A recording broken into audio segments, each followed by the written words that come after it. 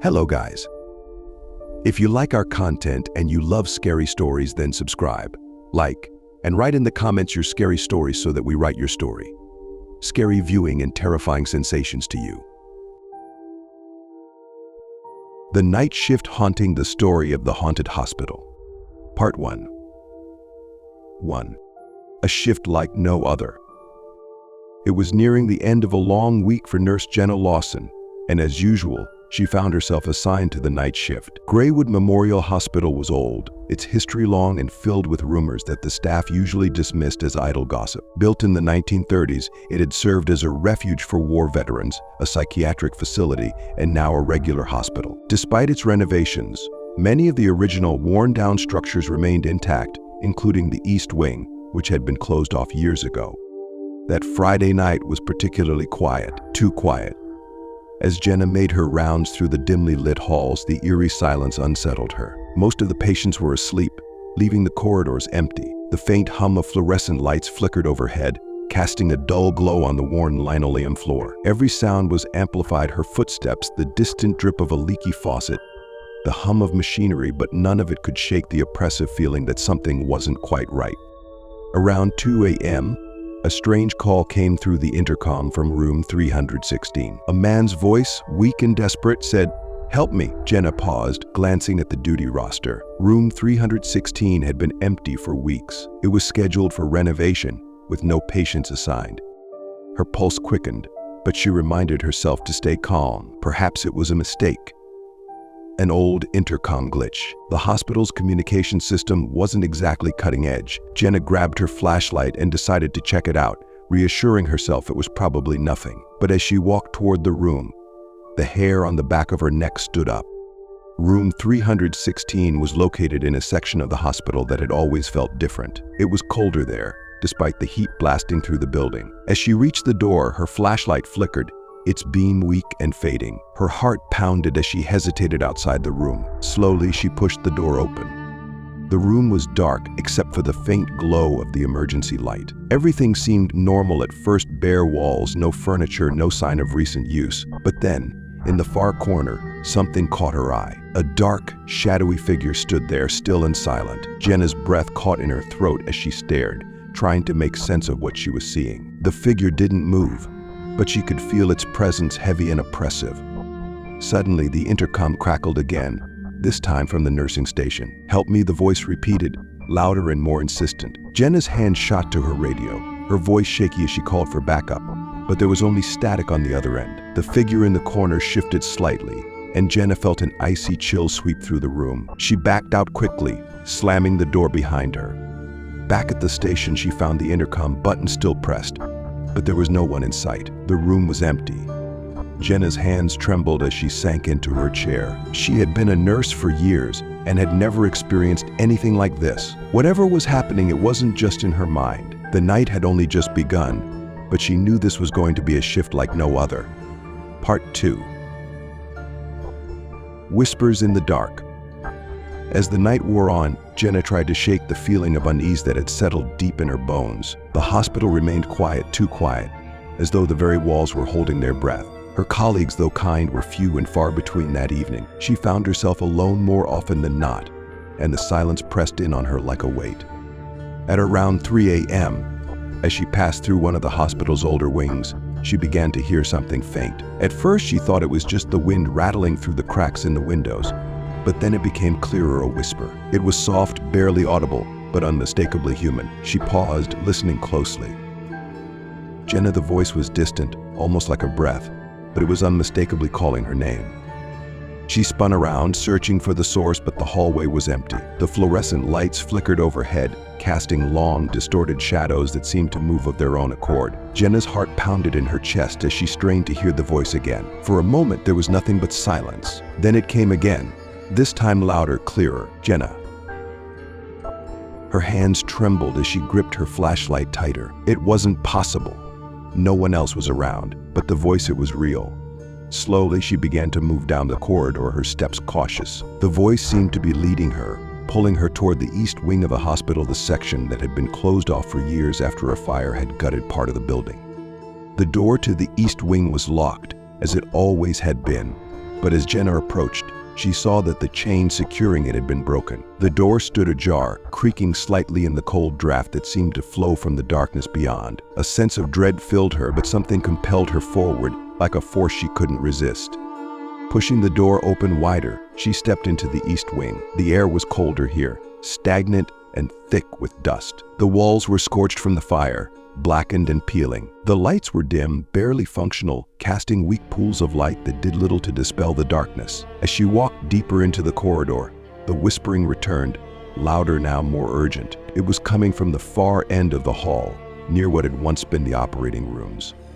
Jenna's breath quickened as she followed the sound, her heart hammering in her chest. The whispers grew louder, overlapping each other, like a chorus of voices all calling her name. She reached the end of the hall and found herself standing in front of a door that was slightly ajar. The plaque above it read Operating Room 3. With a trembling hand, she pushed the door open and stepped inside. The room was pitch black, save for a single flickering light in the corner. The air was thick with the scent of smoke and something metallic like blood. As Jenna's eyes adjusted to the darkness, she saw them, shadows, moving along the walls, twisting and writhing as if alive. They seemed to be reaching out toward her, their movements slow but deliberate.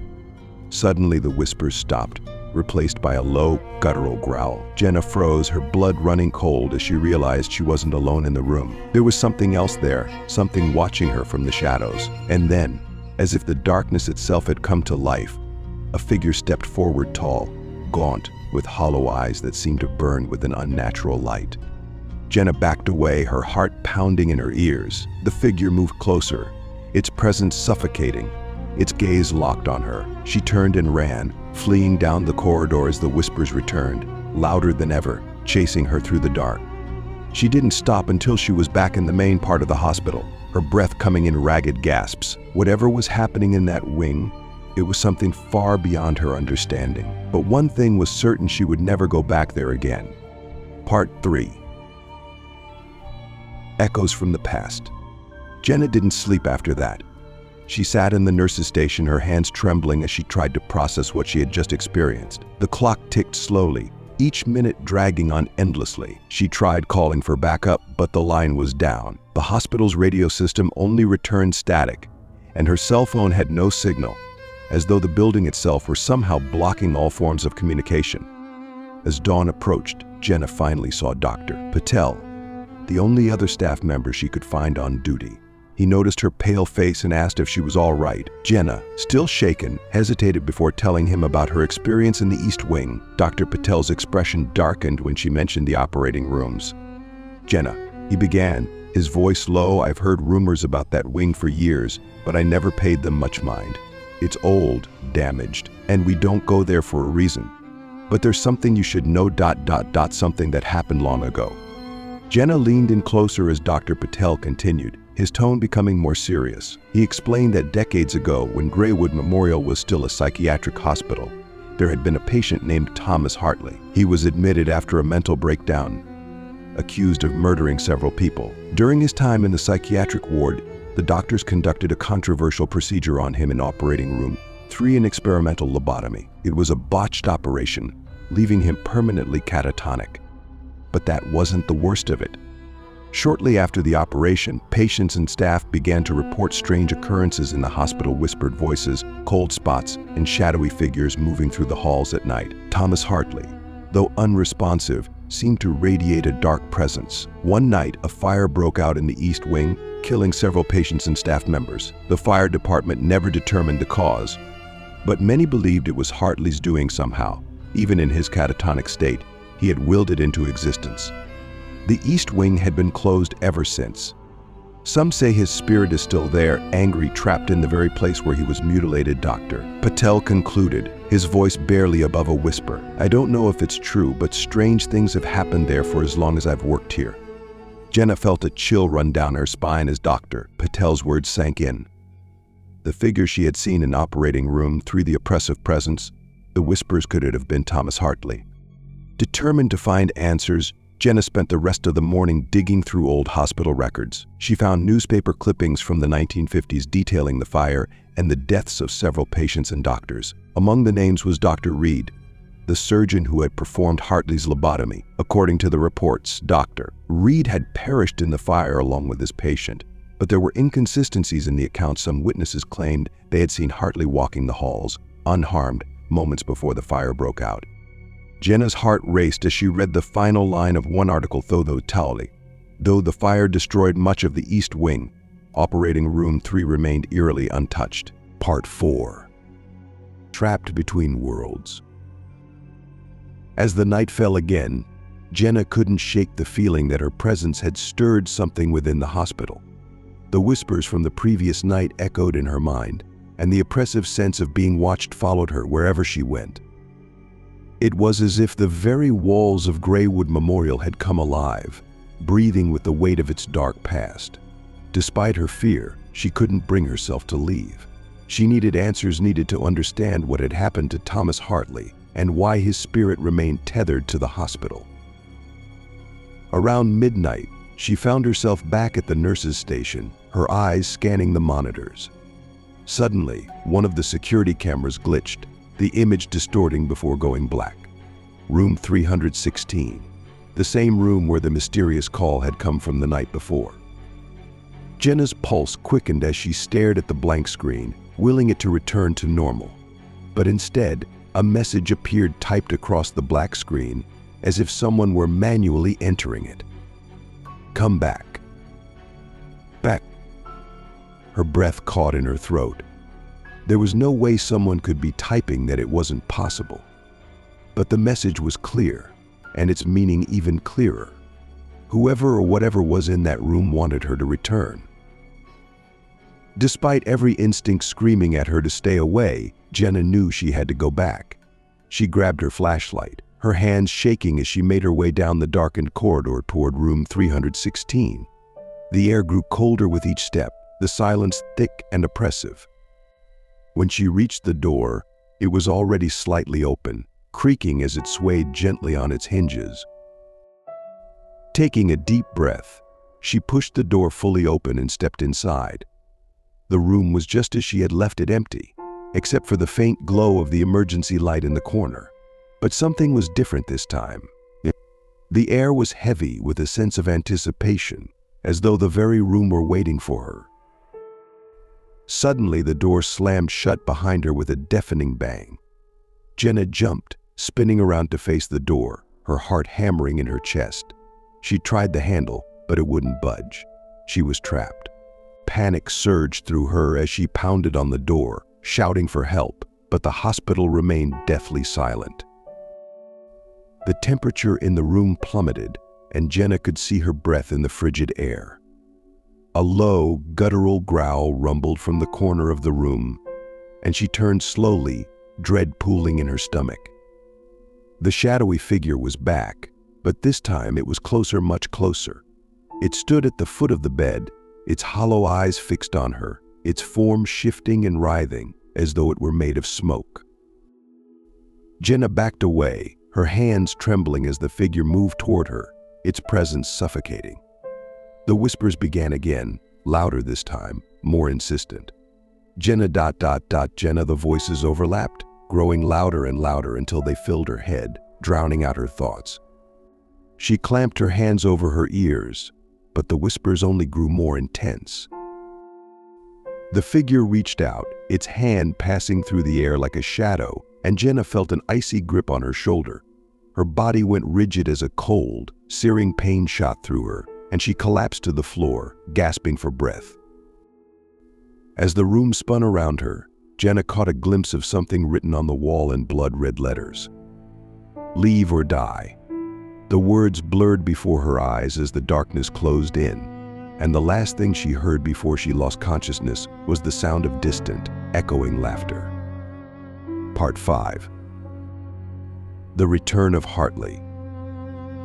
Jenna woke up in the hospital's emergency room, her head pounding, her body sore.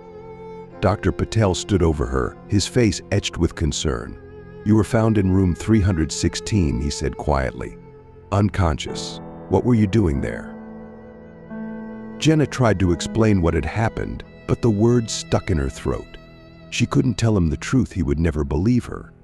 Instead, she muttered something about hearing a noise and blacking out. Dr. Patel's expression remained serious, but he didn't press the issue. Over the next few days, Jenna avoided the East Wing and room 316 entirely. But the nightmares persisted: visions of the shadowy figure, the whispers calling her name, the icy touch that had burned her skin. Part 6. Descent into madness. Jenna tried to return to her normal routine after the incident, but Graywood Memorial felt different now, more oppressive. Every hallway seemed darker, every sound sharper, and every shadow more menacing. She couldn't shake the feeling that something was watching her, something that had followed her from room 316. The cold, oppressive presence she had felt in that room seemed to linger in the air around her wherever she went, a constant reminder of the terror she had endured. The worst part was the dreams, or, more accurately, the nightmares. Every night, Jenna found herself back in the hospital, wandering the darkened corridors, hearing the whispers of the dead and the soft, ominous growl of the shadow figure that had haunted her. Sometimes she saw Thomas Hartley in her dreams, his gaunt, hollow face staring at her from the end of the hall, his eyes burning with anger and despair. As the days passed, Jenna's mental state began to deteriorate. She couldn't sleep, couldn't concentrate, and her coworkers started to notice her disheveled appearance and jittery demeanor. Even Dr. Patel asked if she was all right, but Jenna shrugged it off, pretending everything was fine. She couldn't tell anyone the truth, not without sounding insane. How could she explain the feeling that something from the hospital had latched onto her, followed her, and was slowly driving her mad? It wasn't just the nightmares. Jenna began to experience strange phenomena outside of the hospital as well. At home, objects would move on their own, books falling off shelves, lights flickering, and doors creaking open with no apparent cause. Sometimes she would hear faint whispers in the dead of night, the same insistent voices that had haunted her in room 316. They seemed to follow her everywhere, even in the daytime, faint but persistent, a constant reminder of the evil lurking in the shadows. One evening, after another sleepless night, Jenna heard a strange sound coming from her living room. She cautiously approached, her heart racing, and found the television had turned itself on. Static filled the screen, and as she reached for the remote, a chilling voice crackled through the static. "Come back to us, Jenna." She dropped the remote in shock, her hands trembling. She knew that voice. It was the same voice she had heard in the hospital, the same voice that had called her name in the darkness, the voice of Thomas Hartley. Jenna was at her breaking point. She couldn't escape the haunting presence, no matter where she went. The hospital, her home, her mind, it was all connected, all tainted by the darkness that had followed her from room 316. She knew she had to confront it, had to find a way to end it, or she would lose herself completely. Part 7. The Search for the Truth. Desperate for answers, Jenna returned to Graywood Memorial, determined to uncover the truth about Thomas Hartley and the events that had led to the hospital's haunting. She spent hours digging through old records, searching for anything that might explain why Hartley's spirit was still trapped in the hospital and why it had fixated on her. What she found was disturbing. In addition to the botched lobotomy, there were multiple reports of other patients who had died under mysterious circumstances in the East Wing. Patients had gone missing, only to be found later in parts of the hospital that had been sealed off for years. There were accounts of staff members hearing strange noises, seeing shadowy figures, and feeling an oppressive presence, much like what Jenna had experienced. But the most chilling discovery came in the form of a journal written by Dr. Reed, the surgeon who had performed Hartley's lobotomy. In his entries, Dr. Reed described Hartley as an unnatural patient, someone who seemed to feed off the pain and suffering of others. After the failed procedure, Hartley's condition worsened, and his behavior became increasingly erratic. Dr. Reed wrote that he had seen Hartley moving through the hospital late at night, long after he was supposed to be sedated, wandering the halls with a cold, malevolent stare. Then, just days before the fire that destroyed the East Wing, Dr. Reed wrote a final entry. I fear that Hartley is not merely a man, but something far darker. There is a malevolence in him that cannot be explained by science or medicine. I believe that he may be the source of the strange occurrences in the hospital, and if that is the case, I fear that we are all in grave danger. Jenna's heart raced as she read the last words.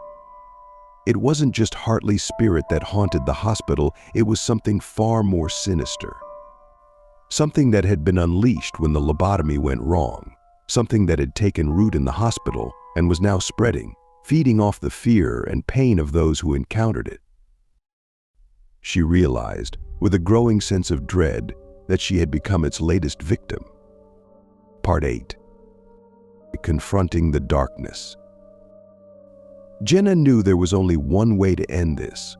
She had to return to room 316, the epicenter of the haunting, and confront whatever dark force had taken hold of Thomas Hartley's spirit. Armed with nothing but a flashlight and a fierce determination, she made her way through the hospital's silent halls, her footsteps echoing off the walls as she approached the East Wing. The air grew colder as she neared the door to room 316, and the oppressive sense of dread returned, heavier than ever. Jenna hesitated for a moment, her hand hovering over the doorknob. Every instinct in her body screamed at her to turn back, to leave the hospital and never return. But she couldn't. She had come too far, and there was no going back now. With a deep breath, Jenna pushed the door open and stepped inside. The room was just as she had left it, but the atmosphere was different, charged, alive with a dark energy that seemed to pulse through the air. The temperature plummeted, and Jenna could see her breath in the frigid room.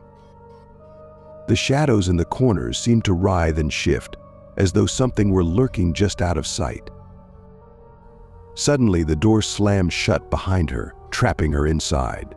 Jenna spun around, her heart racing, but there was no one there.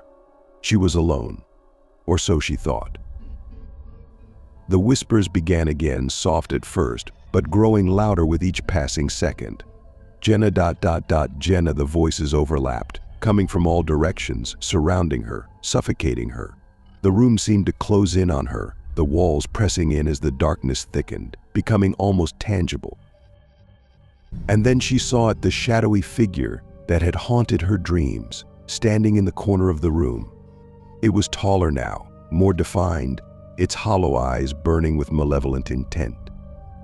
It moved toward her, slow and deliberate, and Jenna felt an icy grip on her heart as it reached out, its shadowy hand extending toward her.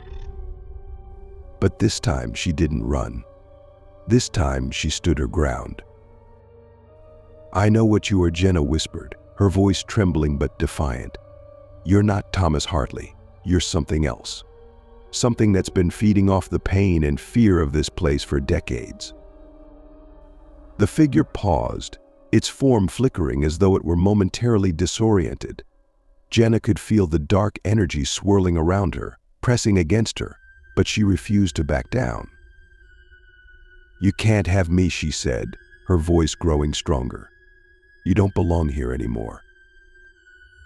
The figure let out a low, guttural growl, and the room shook as the shadows writhed violently. But Jenna stood firm, her gaze locked on the figure. She wasn't afraid anymore. She was angry. With a final, defiant scream, Jenna stepped forward, her hand outstretched toward the figure. The shadows recoiled, and the figure let out a deafening roar as it dissolved into the darkness, its form dissipating like smoke. The room went silent. Part 9. The Aftermath. Jenna collapsed to the floor, her body trembling with exhaustion. The dark presence that had haunted her for so long was gone, but the toll it had taken on her was immense. She could still feel the lingering cold in her bones, the faint echo of the whispers in her mind. But for the first time in weeks, she felt a sense of relief, a sense that the nightmare was finally over. When she left the hospital that morning, the sun was just beginning to rise, casting a soft, golden light over the building. The oppressive weight that had hung over Graywood Memorial seemed to lift, and for the first time, Jenna felt like she could breathe again. But the haunting hadn't left her entirely. The memories of what she had seen and experienced would stay with her forever. And though she had confronted the darkness, she knew that Graywood Memorial would always be a place of shadows, a place where the past lingered and the dead refused to rest. As Jenna walked away from the hospital, she couldn't shake the feeling that something was still watching her from the windows, something waiting for the next victim to wander into its trap. Part 10. The final revelation. Months passed, and Jenna tried to move on with her life. She left Graywood Memorial and took a job at another hospital in a different city, hoping to escape the memories of what had happened. But the nightmares persisted, and strange things continued to happen around her, objects moving on their own, lights flickering, and the faint sound of whispers in the dead of night. It wasn't until she received a letter from Dr. Patel that she realized the haunting wasn't over. The letter was brief but chilling. Dr. Patel wrote that since Jenna had left, the strange occurrences at Graywood Memorial had stopped. The East Wing had been reopened, and there had been no further reports of hauntings or strange phenomena. But there was one thing that unnerved him. The hospital's security cameras had caught footage of Jenna's final night in room 316, the night she had confronted the dark presence. In the footage, Jenna could be seen standing in the center of the room, speaking to someone who wasn't there. And then, as she raised her hand toward the empty air, the shadows in the room seemed to writhe and shift, just as she had described. But that wasn't the most disturbing part. At the very end of the footage, just before Jenna left the room, the camera captured a final, fleeting image of a figure standing in the corner, watching her. A figure that looked exactly like Jenna. The haunting wasn't over. It had followed her,